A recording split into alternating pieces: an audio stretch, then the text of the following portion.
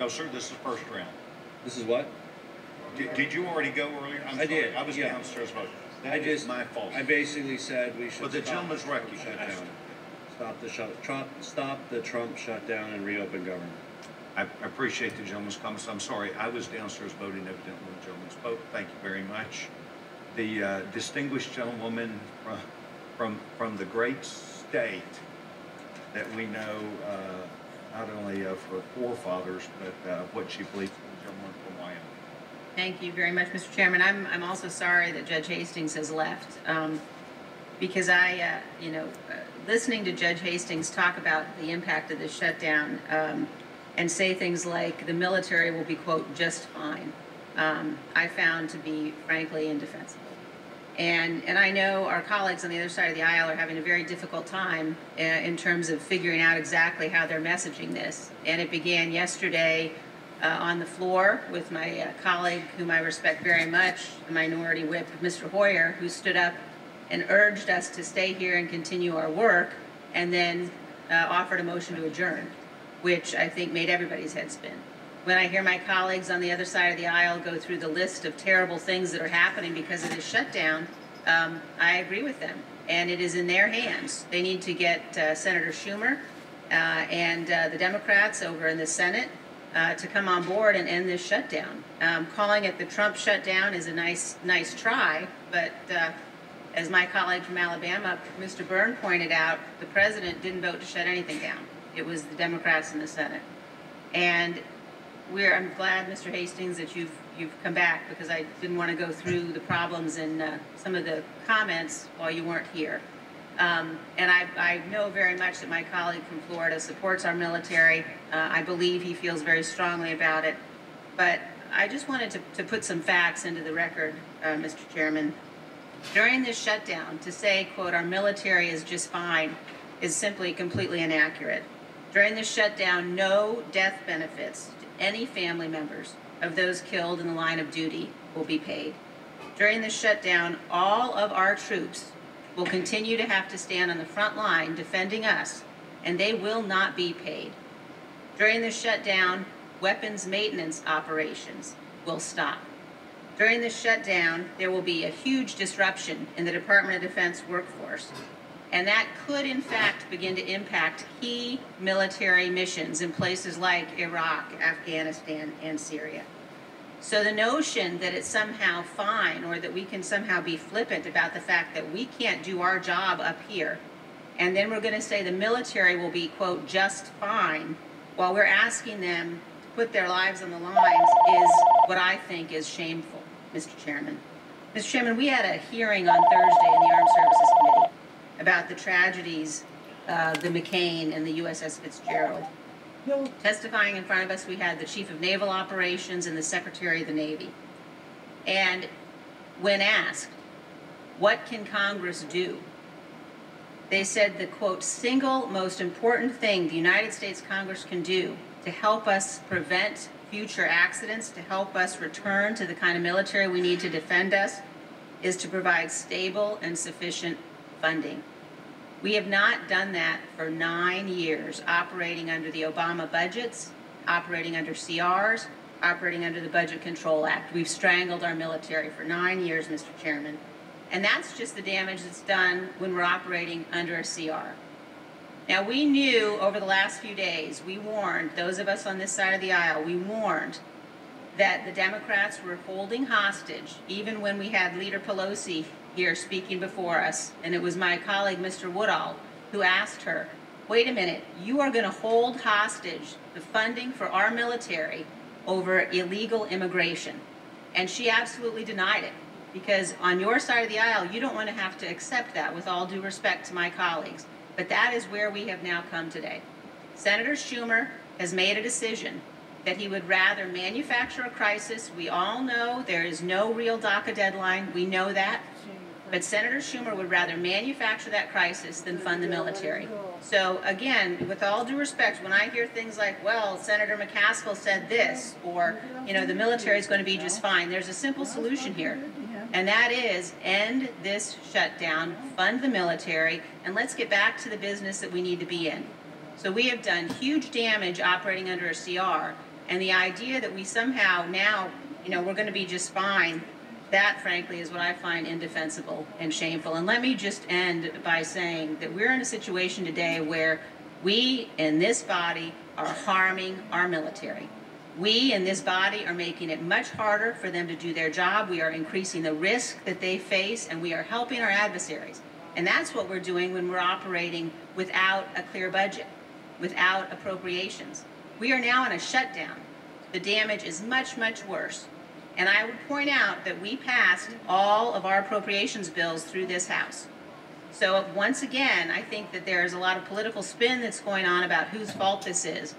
But we passed our appropriation bills. We are in a position where all that has to happen is for the Senate to take up those appropriations bills, and for people to be playing politics over the issue of our troops or pretending that there is somehow no damage, it's somehow not a big deal for us to be in a shutdown, is totally unjustified based on the facts, and I think represents when the gentlelady finishes, would you yield? I might. And I think represents a complete dereliction of duty and responsibility in terms of what we are called upon to do. Now, I will yield, Mr. Hastings. Thanks a lot.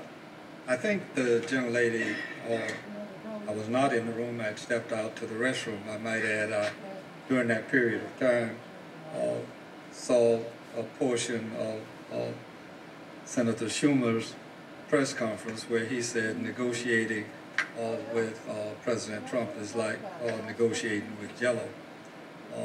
But Ms. Cheney, what I referenced was what the Secretary of Defense said, and I wish to put all of it in the record at this time.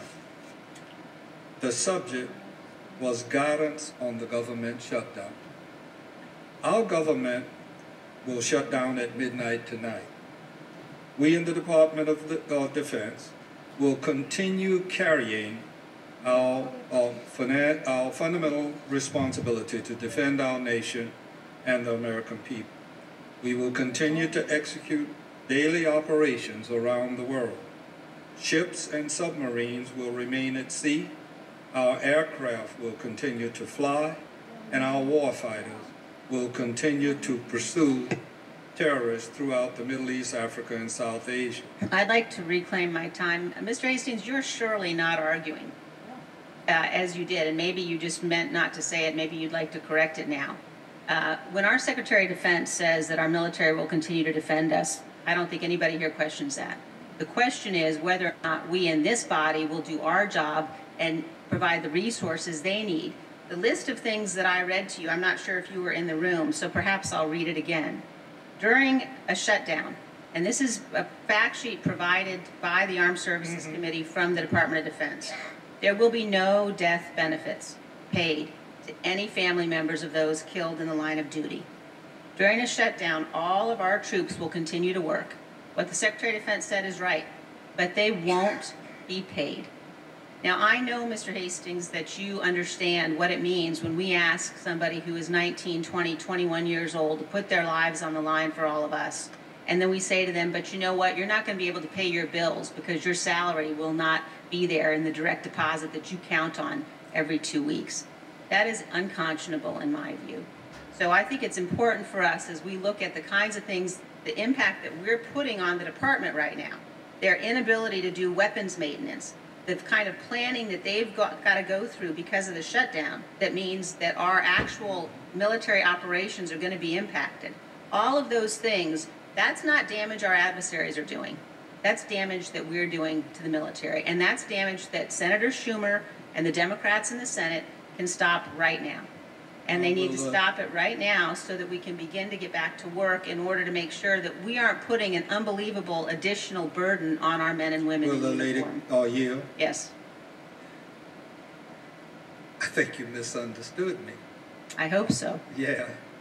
First, I had queried our friend from Alabama regarding Senator McCaskill's request that death benefits and military pay be continued, and that Senator McConnell objected to it, and then he brought forward that Senator McConnell said that they would take care of that today. Additionally, I wish to tell you that in previous shutdowns, the death benefits and military pay were continued, but this particular CR did not include that. Reclaiming my time now, Mr. Hastings. Before you said that, and before you came back into the room, I was talking about the sort of head-spinning changes in position that we've seen from folks on your side of the aisle. And the first was what we had to watch the minority whip do yesterday when he asked that we all stay here to work and then move to adjourn. The second is that we are listening to folks on your side of the aisle talk about the damage of a shutdown when we agree and we can end it tomorrow.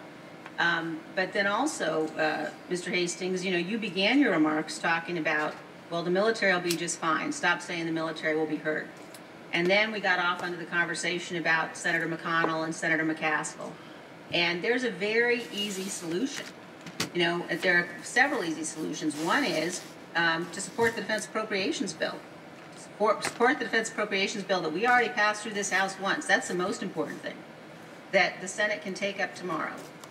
And another is let's approve the CR so that we are no longer in shutdown. And if Senator McCaskill is so concerned about our members of the military, then I would urge that she and her colleagues on the other side of this body, on the other side of this building, move to reopen this government and stop the shutdown. But at a minimum, if we're going to be in the business of playing games, and I have to just recommend anybody who hasn't had this experience, find a child, find somebody who's 10, 11, 12, and try to explain to them exactly what's happening up here. Why is the government not being funded?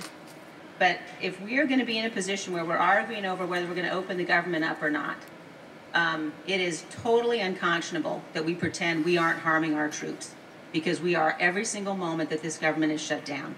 And so I would urge my colleagues, no, I will not yield again. I apologize, Mr. Hastings. I think that your position's been clear. But we need to move to reopen this government, and we need to move to do it immediately. Mr. Chairman. I yield back, Mr. Chairman.